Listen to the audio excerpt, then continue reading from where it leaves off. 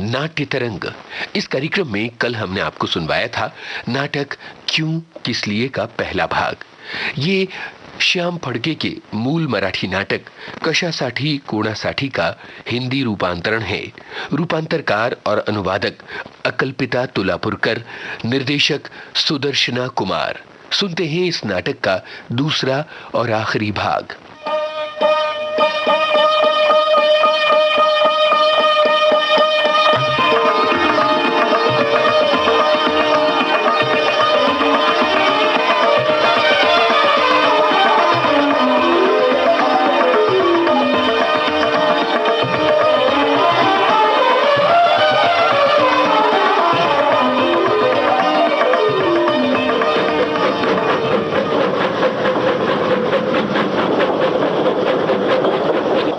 वीनू, इस समय मेरे घर में क्या हो रहा होगा ये सोच भी नहीं सकती। अरे जाने दो लीलू, अब वो घर तुम्हारा नहीं, हम दोनों का घर, वो तुम्हारा घर। फिर भी वीनू, कुछ दिन तो घर की याद आएगी ही ना। वीनू, मैंने तुम्हारे लिए घर ही नहीं छोड़ा, सारे नाते रिश्ते भी तोड़े हैं। कौन है? साहब, चाय कॉफी नाश्ता कुछ चाहिए?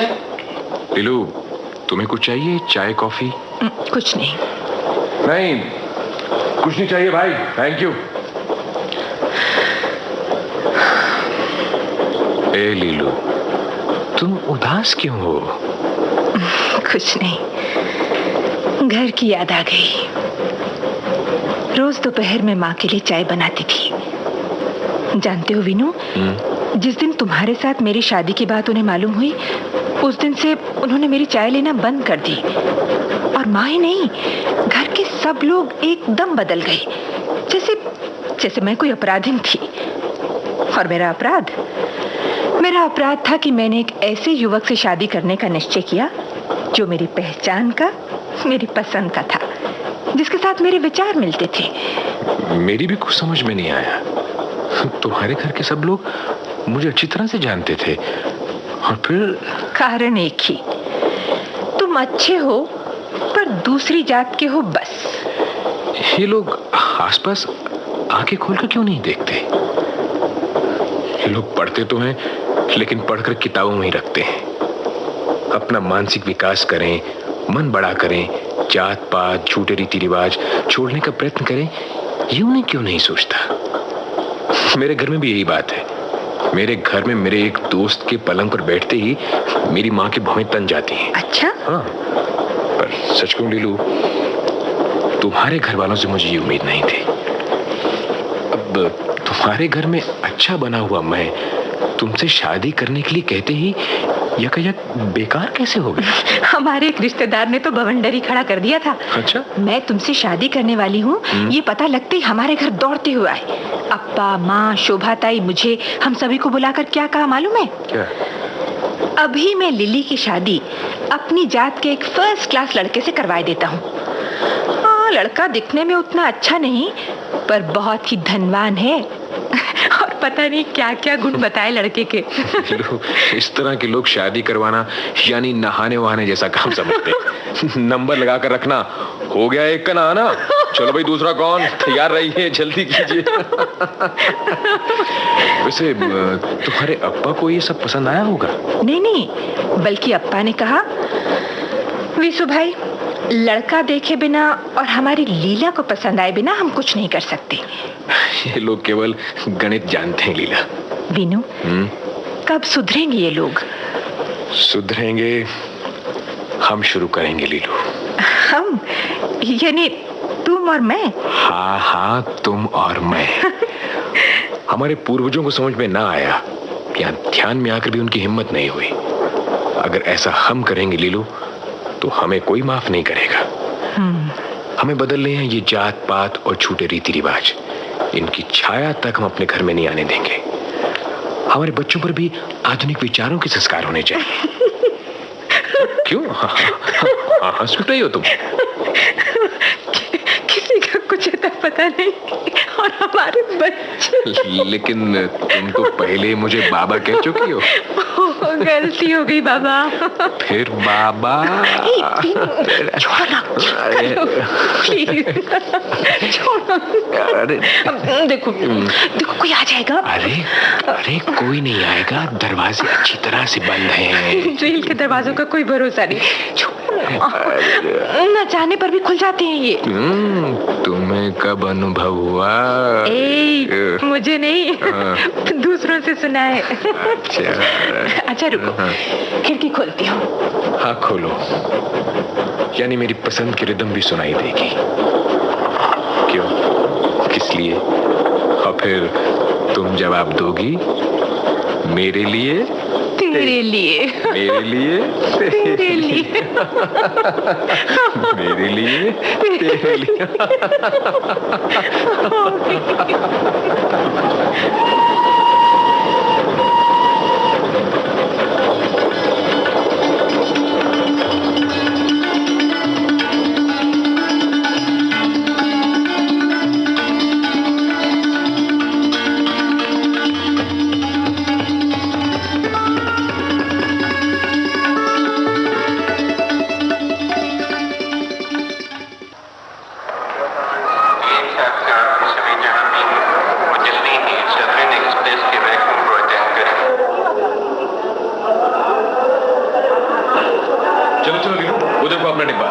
अरे भागा बंडू, चल जल्दी कर, गाड़ी छूटने का समय हो गया है।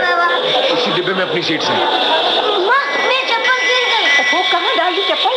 एक नंबर का पागल है तू। कहाँ गई तेरी चप्पल? पता नहीं, शायद गाड़ी के नीचे ना चली गई हो। मूर्ख कहीं का। अजी आप देखिए ना जरा। अरे वो देखो पीछे तो है। चल जल्दी कर अब। माँ पहन लो। हाथ में ले लेना। गाड़ी छूट रही है, जल्दी कर चप्पल। क्यों दे रही हो माँ? चल ना अंदर। अच्छा चढ़ तो गया।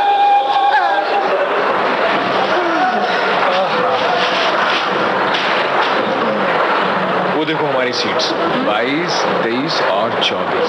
लेकिन बाबा हम तो 4 हैं, आप, माँ, बीबी और मैं, और सीट सिर्फ 3। बक बंद कर अपनी, जल्दी से बैठ जा जगह पर। अच्छा अच्छा आप क्या कर रहे हैं? जरा वो बैग को वहाँ मत रखिए, मैं ध्यान नहीं दे पाऊंगी। मेरे पास बेबी है, अपने पास रखिए बैग। हाँ ये ठीक है, हाँ पैरों के पास रख लीजिए। ठीक है, अब ठीक है।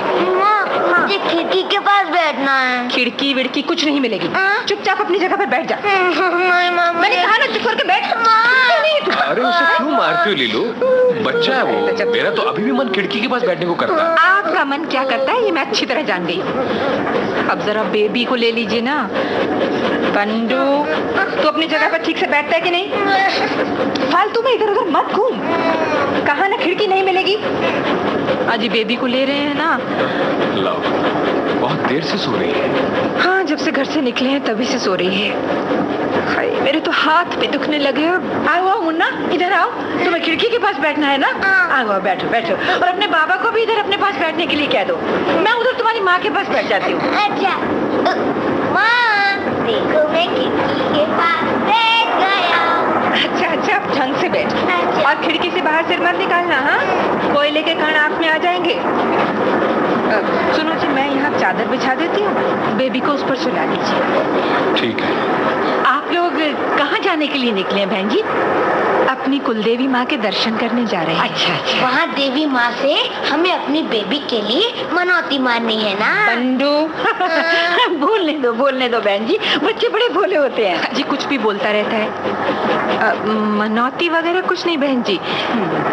दरअसल बात यह है कि मेरी ये लड़की जन्म से बोलती नहीं, उसे देवी माँ के चरण स्पर्श करवाने हैं।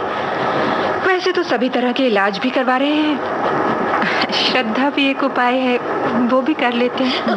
बाबा वो देखिए, पेड़ भाग रहे हैं। पेड़ नहीं भाग रहे बंडू, हम भाग रहे हैं। हम कहाँ भाग रहे हैं? हम तो गाड़ी में बैठे हैं। पर गाड़ी हमें लेकर भाग रही है। और केवल हमें लेकर भाग ही नहीं रही, बल्कि भागते भागते पूछती है, क्यों, किस लिए, क्यों, किस लिए। ऐसा क्यों पूछती है बाबा? कहिए ना बाबा, ऐसा क्यों पूछती है? वो कहती है बेटे कि मैं तुम्हें इतना दूर दूर ले जाती हूँ, पर तुम ये यात्रा किस लिए करते हो, क्यों करते हो? ये हमें बताना होता है। सुनो जी, मुझसे कुछ कहा लीलू? वो परसों बसंत भाई क्या कह रहे थे? बाबा बताइए ना। बंडू, बाबा को तंग मत कर। उधर देख खिड़की के बाहर। अच्छा। क्यों जी? वो ये आप खिड़की के बाहर क्या देख रहे हैं? कुछ मैं आपसे पूछ रही हूँ ना। कुछ नहीं, बस ऐसे ही। ये तो आपकी हमेशा की आदत है, कुछ बताएंगे नहीं। और उधर बसंत भाई साहब हैं, अपनी पत्नी को सब कुछ बता देते हैं। भाभी जी के कहने पर वो एकदम कठपुतली की तरह गर्दन हिलाते हैं और वही सब करते भी हैं। हंसिए हंसिए, मुझे तो बहुत गुस्सा आता है आपके ऊपर। मैं भी ऐसी कठपुतली बन जाऊं, तुम्हारी यही इच्छा है ना? अच्छा बताता हूँ भाई। रहने दीजिए, कोई जरूरत नहीं है। वो कह रहे थे कि देवी माँ के पैरों पड़कर मनौती मारने से बेबी क्या बोलने लगेगी। तो ये सवाल उन्होंने मुझसे क्यों नहीं किया? लेकिन तुम्हारा जवाब मैंने उन्हें दे दिया। तुमने? हाँ, क्योंकि मैंने भी तुमसे यही सवाल किया था और तुमने जवाब दिया था कि ये प्रयास करने में क्या हर्ज है। मुझे वो जज किया और इसीलिए तो हम निकले हैं। खुद तो कुछ करना नहीं और दूसरे के काम में रोड़ा अटकाना। भाभी जी ने भी ताना कसा था मुझ पर। जानबूझकर मेरी ओर देखकर कहा, पढ़े लिखे समझदार भी होते हैं, ऐसा कोई जरूरी नहीं। अरे ऐसी बातों की ओर ध्यान नहीं देना चाहिए। मैं नहीं भूल सकती। उन्हें मालूम है हमने क्या क्या इलाज करवाए हैं। कितने डॉक्टर, वैद्य, होम्योपैथी, सभी का इलाज कराया, कुछ बाकी नहीं रखा। अब मेरी माँ ने अनुभव से कहा कि ये उपाय करो, तो ये भी तो करके देखना है ना। अरे उसके लिए मैंने कभी मना किया है क्या? तुम्हारी माँ ने सुझाया, हमने माना। दादा ने कहा, वो भी सुना हमने। अरे भाई, अपने लोगों के विचार हमारी अच्छाई के लिए होते हैं। अब उनके बताए मार्ग स्वीकार करना है या नहीं, ये तो हमें ही तय करना है ना। अब दादा को पसंद नहीं था, फिर भी हम आए ना। पर उन्होंने ऐसा कहा क्यों? देखो लीलू, हमारी शादी को 11 बरस हो गए। 11 साल पहले तुम्हारी माँ और अप्पा मेरा मुंह भी देखना नहीं चाहते थे, लेकिन माँ के साथ दुर्घटना हुई, तब मैंने उनकी इतनी सेवा की जितनी तुम भी ना कर सकी। सेवा करते समय मैंने माँ और अप्पा की बातों पर जरा भी ध्यान नहीं दिया। सच्चे रिश्ते कॉन्ट्रैक्ट जैसे नहीं होते लीलू। वहां एक दूसरे को कहे गए शब्दों का हिसाब किताब नहीं रखा जाता, वरना वो रिश्ते खत्म हो जाते हैं। माँ ठीक हो गई और हमारे ऊपर की नाराजगी भी खत्म हो गई। अब बंडू और बेबी दोनों माँ के कितने लाडले हैं। बेबी बोलना शुरू करे, ऐसा उन्हें भी लगता है, वैसे ही दादा को भी। अगर उन्हें प्यार होता ना, तो एक बार बेबी को गोद में उठा लिया होता, उससे बातें करते। रिश्ता काका का, लेकिन व्यवहार परायपन का। मामा, काका ने मुझे तो चॉकलेट दिए, एक मुझे और दूसरा बेबी के लिए। ये देखो, मेरी जेब में है। अरे ये कब दिए? कल जब अपने आए थे, बेबी नानी के यहाँ गई थी, इसलिए उन्होंने दोनों चॉकलेट मुझे ही दे दिए। ला, इधर दे मुझे। नहीं, मैं नहीं दूंगा। दे ना, मैं कह रही हूँ। बाबा देखिए ना माँ को। अरे जाने दो लीलू, तुम बात देखो। ये आपकी लड़की जन्म से ही गूंगी है क्या बहन जी? हाँ जी। अरे तो इसे गूंगे बहनों के स्कूल में भर्ती करवाना। आजकल तो बहुत से गूंगे बच्चों को वहाँ बोलने के लिए भी सिखाया जाता है। अरे मेरी एक भांजी ही ऐसी थी, गूंगी थी। वो ग्रेजुएट तक पढ़ी है और अच्छी नौकरी भी लगी है। वैसे वो उतना साफ बोलती नहीं है, पर फिर भी बोल तो लेती है ना। इसका नाम क्या है बहन जी? सुरेखा। अरे वाह वाह वाह, नाम की तरह सुंदर भी है ये तो। वही तो फिक्र की बात है बहन जी, दिखने में अच्छी और ऐसी गूंगी रही तो क्या होगा? अरे बोलेगी, ऐसे बच्चे भी होते हैं दुनिया में। पर जो जन्म से गूंगे हो, ऐसे बच्चे भी बोलते हैं। हाँ, लेकिन उसके लिए बहुत कुछ करना पड़ता है, सिखाना पड़ता है। सिखाने से ज्यादा एक खास बात, यानी हमेशा इनके पीछे बोलने के लिए लगे रहना होता है। ये बोलने लगे, इसके लिए मैं चाहे जो व्रत पूजा सब करूंगी। हमारी देवी माँ के आशीर्वाद से बेबी की वाणी आ जाए तो मैं देवी की सेवा करूंगी, चढ़ावा चढ़ाऊंगी। बोलेगी जी, बोलेगी, जरूर बोलेगी। बाकी आपका ये लड़का बहुत बोलता है। इसकी बकबक का तो कुछ मत पूछिए, एक के पीछे एक प्रश्नों की झड़ी लगी रहती है हमेशा। क्या हुआ माँ, मुझे बुलाया क्या? कुछ नहीं, तू बाहर देख। क्या? ये आपके वो मिस्टर क्या करते हैं? प्रोफेसर हैं गणित के। अच्छा, लो, प्रोफेसर होते हुए भी इन बातों पर विश्वास है उनका? उनको मुझ पर विश्वास है, वो मेरे लिए आए हैं। माँ, ओ माँ, माँ वो देखो। क्या है? तो पहले फिर भाग रहे थे, अब तो घर भी पीछे की ओर भाग के जा रहे हैं। तो देखो ना माँ। तू ही देख। अच्छा। सुनो जी, अपनी बेबी के लिए हमें बहुत कुछ करना है। हाँ? क्या कहा?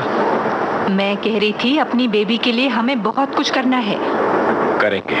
आपको तो किसी बात की फिक्र ही नहीं। अरे ऐसा किस लिए कहती हो? मैं इतनी जी जान से कह रही हूँ और आप इत्मीनान से कहते हैं करेंगे। ऐसी बात नहीं है लीलू, जल्दबाजी में कुछ करना ठीक नहीं। हमने दुर्लक्ष्य किया है क्या? इलाज चल रहे हैं, मुझे विश्वास है कि वो निश्चित बोलने लगेगी। हे ईश्वर, बेबी जल्दी बोलने लगे जिससे बंडू का मुंह बंद हो। क्या हुआ माँ? क्या बाबा? कुछ नहीं। इसका मुंह बंद करने के लिए कोई दवाई देखनी चाहिए, हमेशा प्रश्न। लो, अब हंसने की क्या बात है? इंसान बड़ा मजेदार है लीलू, जो बोलता है वो कब मुंह बंद करेगा और गूंगी लड़की कब बोलेगी, इसके लिए तुम मनौती मानने चली हो। आपको मालूम है, हम बेबी को अस्पताल में रखने की बात कर रहे थे ना, तो ये चालाक कहता है माँ बेबी को अस्पताल में ही रखेंगे, वापस नहीं लाएंगे। और जब मैंने कारण पूछा तो कहने लगा पड़ोस के सारे बच्चे मुझे गूंगी का भाई कहकर चिढ़ाते हैं। अरे हंसते हैं आप? बंडू, उससे क्या पूछते हैं? क्या हुआ बाबा? कुछ क्या हुआ, कहिए ना। कुछ नहीं हुआ। अच्छा माँ, मेरे एक प्रश्न का उत्तर बताओ। क्या बताऊं? ये गाड़ी चलते हुए हमसे प्रश्न पूछती है, क्यों, किस लिए? इसका उत्तर बताओ ना। मुझे नहीं मालूम ऐसे प्रश्नों के उत्तर, अपने बाबा से पूछ। बाबा से? हाँ, ऐसे बिना सिर पैर के प्रश्न पूछने की और उनका उत्तर ढूंढने की आदत इन्हीं की है। बाबा, माँ कहती है मुझे नहीं मालूम, आप ही बताइए ना। बताऊं? हाँ बाबा। बंडू के लिए, बेबी के लिए। सच बाबा? हाँ। बंडू के लिए, बेबी के लिए। बंडू के लिए, बेबी के लिए। बंडू के लिए, बेबी के लिए। बंडू के लिए, बेबी के लिए, बंडू के लिए, बेबी के लिए।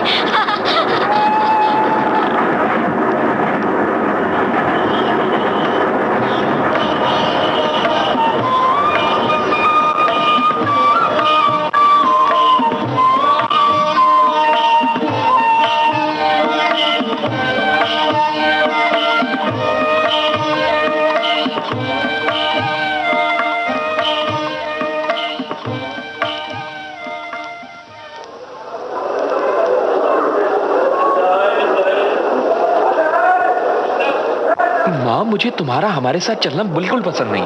अरे वाह, क्या मुझे तेरे एडमिशन की चिंता नहीं? लेकिन मेरे साथ बाबा है ना। बाबा, अब आप ही समझाइए ना माँ को कुछ। बेटे, वो तेरे लिए नहीं, मेरे लिए आ रही है। यानी? अभी पिछले हफ्ते मुझे 1-2 बार चक्कर आए थे, इसलिए मैंने उससे साथ चलने को कहा था। उधर एडमिशन की भागम भाग में मैं तबीयत की ओर ध्यान नहीं दे सकूंगा। ये साथ होगी तो ठीक ही रहेगा। अब बता, मैं आऊं या नहीं? अच्छा ठीक है माँ, चलो, लेकिन जरा जल्दी करो ना माँ, गाड़ी छूटने का समय हो गया। चलो लाओ, सामान मुझे दो, ये सूटकेस मुझे दो। हाँ, अंदर आओ। माँ, मुझे सबके सामने बंडिया मत कहना। बाबा, आप और माँ वहाँ बैठ जाइए, मैं इधर बैठता हूँ। सुन, अपना बैग मुझे दे दे, ला इधर। अरे रहने दो उसके पास ही। पर तू इधर ही बैठना हमारे पास। नहीं माँ, मैं इधर ही बैठूंगा। और बैग ला, वो मुझे दे। अरे रहने भी दो उसके पास। सुधीर। जी बाबा। थोड़ी देर के बाद मैं बुलाऊंगा, तब इधर आना। अच्छा बाबा। उसने कहीं गुम कर दिया तो? कुछ नहीं हुआएगा। आप भी कमाल करते हैं। क्या होता अगर वो यहाँ बैठ जाता? अरे उसे तुम्हारे पास बैठने की इच्छा नहीं है। माँ से शर्म आती है। सही देखा जाए तो मुझे भी उसके साथ नहीं जाना चाहिए था। क्यों? अरे एडमिशन के लिए उसे खुद ही कोशिश करनी चाहिए। लेकिन इतनी दूर उसे अकेले कैसे भेज देते? भेजना चाहिए था लीलो। मुझे लगता है इस तरह हम इन जवान बच्चों को अपंग बना रहे हैं। हम कहानियां सुनाते हैं कि शिवाजी महाराज ने 16वें बरस में यह किला जीता, माधवराव पेशवे ने 16वें बरस में ज्ञानेश्वरी लिखी, आइंस्टीन ने 16वें बरस में अपना पहला निबंध लिखा। लेकिन हम, सुधीर को 18वां चल रहा है, तब भी उसे रेल से अकेले दूर भेजना नहीं चाहते। हमारे बच्चे को शिवाजी नहीं है। मालूम है, पर मुझे लगता है हमें कोशिश करनी चाहिए। हम बंडू को ही पूछते हैं। अरे उससे क्या पूछना है? अरे इस बारे में बातचीत उसके साथ होनी चाहिए। एक बात ध्यान में रखो, हम उसके पालक हैं, मालिक नहीं। वो 18 साल का हो गया है और ये उम्र पालकों की सलाह को ना मानने वाली होती है। ये किसने बताया आपको? पढ़ा है मैंने। इंग्लैंड अमेरिका की किताबें पढ़कर उनके नियम यहाँ मत लगाइए। हमारे संस्कार, पद्धति, रीति रिवाज सब अलग है। मानता हूं मैं, इसके लिए उन लोगों की सभी बातें मानने के लिए मैं तैयार नहीं हूं। अब बंडू यानी सुधीर के बारे में ही देखें। उसे बंडू नाम पसंद नहीं, इसलिए तो हम उसे सुधीर कहकर बुलाते हैं। पर मैं तो उसे बंडू ही कहूंगी। कुछ सालों बाद उसकी शादी हो जाएगी, तब की तब देखूंगी ना। तब कुछ नहीं देखा जाएगा, तब देखोगी केवल उसकी पत्नी का गुस्सा। क्या उसे अच्छा लगेगा कि उसके पति को बंडिया नाम से पुकारा जाए? सोचो सोचो तुम। आप तो कुछ भी सोचते रहते हैं। फिर तुम्हें याद है मेरे बचपन का नाम, गोटिया देशपांडे? तुम कभी मन ही मन मुझे गोटिया कहकर पुकारो और महसूस करो। हटिए ना, कुछ भी बोलते रहते हैं आप तो। फिर सुधीर को इधर बुलाओ। क्यों? उधर ठीक ही तो बैठा है। अरे उससे बात करेंगे ना, हम पूछेंगे उससे। पूछिए पूछिए, ये तो आपका फालतू शौक है। सुधीर, ए सुधीर। क्या है बाबा? इधर आना। जी बाबा। जगह बहुत है यहाँ, यहाँ आ जाओ। हमेशा से आज गाड़ी में भीड़ जरा कम ही है। सीजन नहीं है ना, इसलिए। देखा ना, रिजर्वेशन नहीं है, फिर भी अच्छी जगह मिल गई है। हाँ बाबा। यहाँ बैठ मेरे पास। नहीं, मैं बाबा के पास ही बैठूंगा। अरे माँ के पास ही बैठ जा। नहीं बाबा, मैं खड़ा ही रहता हूँ। बैठ बैठ, उनके पास बैठ। अरे तेरा बैग कहाँ है? अरे वो तो मैं भूल ही आया, अभी लेकर आता हूँ। देखा बुद्धू को? इसीलिए मैं हमेशा कहती हूँ उसे अकेले भेजना मुनासिब नहीं है। उसका क्या है लीला, वो बुद्धू है इसलिए तुम उसे अकेला छोड़ती नहीं, और तुम अकेला छोड़ती नहीं इसलिए उसका बुद्धूपन उसे नहीं छोड़ता। ये लो अपना बैग। उसमें सर्टिफिकेट्स की फाइल है कि नहीं, वो देख पहले। एक देख मिनट, जरा। देखता हूँ।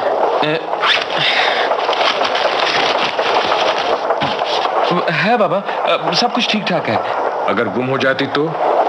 इसीलिए माँ हमेशा तुझको चौकन्ना रहने के लिए कहती है। लेकिन बाबा, माँ तो मुझे बुद्धू ही समझती है। उन्हें लगता है मैं हमेशा ऐसा ही लापरवाह रहता हूँ। अच्छा सुन जी। तू कल किसी रमेश पांडे नाम के लड़के के बारे में बता रहा था, अब बता सब। हाँ बाबा, वो मेरे साथ 12वीं की परीक्षा में बैठा था, मेरे आगे ही उसका नंबर था। उसने फिजिक्स और केमिस्ट्री के पेपर्स में पूरी नकल की बाबा। कैसे कह रहा है? मैंने अपनी आंखों से देखा, वो नकल उतार रहा था बाबा। इतना ही नहीं, उस समय सुपरवाइजर भी उसे नकल करवाने में मदद कर रहे थे, और ये सब कुछ हम 5-6 लड़के देख रहे थे। तूने तो नहीं की नकल? पर मेरा तो नंबर गया ना माँ। नकल करके उसे 11 अंक मुझसे ज्यादा मिले। इतना ही नहीं, बंबई में इंजीनियरिंग कॉलेज में उसे एडमिशन भी मिला, और मुझे इनकार मिला। ऐसा क्यों? धीमी आवाज में बोल। बताइए ना बाबा, यानी मुझे भी नकल करनी चाहिए थी, ऐसा ही ना? तेरा गुस्सा बिल्कुल सही है सुधीर, पर उसके आगे की बात पर मुझे इतराज है। तुझे भी नकल करनी चाहिए थी, ये कहना ठीक नहीं। आखिर क्यों नहीं बाबा? क्या ये मेरे भविष्य का सवाल नहीं था? बेटे, हमें जीवन में इतने निचले स्तर का नहीं बनना है। नकल करके अंक प्राप्त करना उस लड़के की बुरी प्रवृत्ति का द्योतक है। आज वो अंक की चोरी करता है, कल आसानी से झूठ बोलेगा, पैसों की चोरी करेगा। नहीं, हमें इस मार्ग से नहीं जाना। पर उसे इंजीनियरिंग में एडमिशन तो मिला ना। देखो बेटे, गलत व्यवहार करने वालों को एडमिशन तो क्या, सर्टिफिकेट भी छूटे मिल जाते हैं, लेकिन उन्हें परीक्षा भी नहीं देनी पड़ती। लेकिन दूसरी एक बात ध्यान रख, परीक्षा के ये अंक नौकरी के लिए काम आते हैं, पर आगे काम आती है व्यक्ति की सच्ची लगन और कार्यक्षमता। बाबा, तुम्हारा करियर वहां तुम्हारे काम आएगा। अब देखो, मैं खुद एमएससी दूसरी श्रेणी में उत्तीर्ण हुआ, लेकिन आज अपने विषय में इतना जानकर माना चाहता हूं कि मेरी द्वितीय श्रेणी की ओर किसी का ध्यान ही नहीं जाता। पापा, आपका समय ठीक था, लेकिन अब शॉर्टकट्स के बारे में ही सोचना चाहिए। शॉर्टकट्स? सुधीर, हम सीधे लोग हैं, लेकिन जीवन बिताने की हमारी अपेक्षाएं निराली हैं। तेरे कहे अनुसार शॉर्टकट से मैं भी खूब पैसा कमा सकता था। कॉलेज के सिर्फ गाइड्स ही लिखता, हजारों रुपए देने के लिए प्रकाशक तैयार था, परंतु मैंने वैसा नहीं किया। वैसी तेरी माँ है। 5 साल पहले तेरी माँ को उसके पिताजी स्टेट के हिस्से के 10,000 रुपए दे रहे थे। तब उसने एक ही वाक्य कहा, बाबा, मेरी शादी के दिन आपने जैसे मुझे भेजा था उसी में मेरा हिस्सा मिल गया। अब मुझे कुछ नहीं चाहिए, केवल अपना आशीर्वाद साथ रहने दीजिए। अब तो ये बता, इस तरह से यदि मैं पैसे इकट्ठे करता तो तुझे कहीं भी एडमिशन दिला सकता था मैं, लेकिन आज तेरे एडमिशन की खातिर सैकड़ों किलोमीटर दूर मैं और तेरी माँ तेरे साथ जा रहे हैं। इसका कारण एक ही है, तू अच्छे मार्ग से अपना जीवन बिताए। अच्छी दिशाएं दिखाना बेटे हमारा काम है, पर अच्छा जीवन तुझे व्यतीत करना है। लेकिन बाबा, आपकी ये सब बातें मुझे निराश करती हैं। ये शुरुआत है मेरे बच्चे, अब धीरे धीरे जीवन का संघर्ष शुरू होगा। हर समय तुझे ऐसी कठिन समस्याओं का सामना करना पड़ेगा। तुम बास्केटबॉल खेलते हो ना? जी। कितनी महान क्रांति हुई इस खेल में। अपने हाथों में